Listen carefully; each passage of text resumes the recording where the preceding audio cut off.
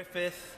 Mr. Speaker, well, the Prime Minister has repeatedly promised before the election not to cut child tax credits. So can the Secretary of State explain to the 250,000 families in Wales who are losing an average of £1,000 a year, 90% of which will not be recouped by the rise in the minimum wage, just why his Conservative government is breaking this promise by reducing work incentives, hitting low-income families? Any pretence they ever had to represent working people has been exposed as the sham that it always was. Well, I'm really surprised at the tone that the Shadow Secretary of State adopts with her first question. And as I said, we discussed this issue at length yesterday.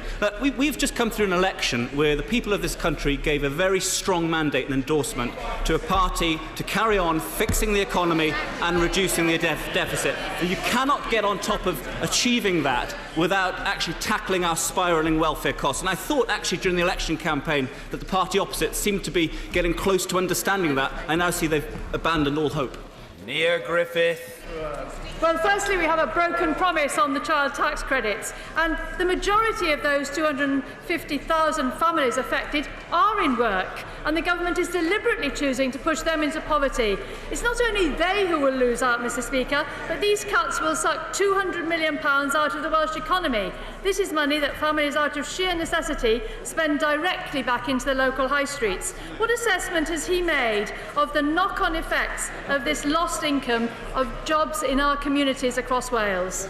Stay.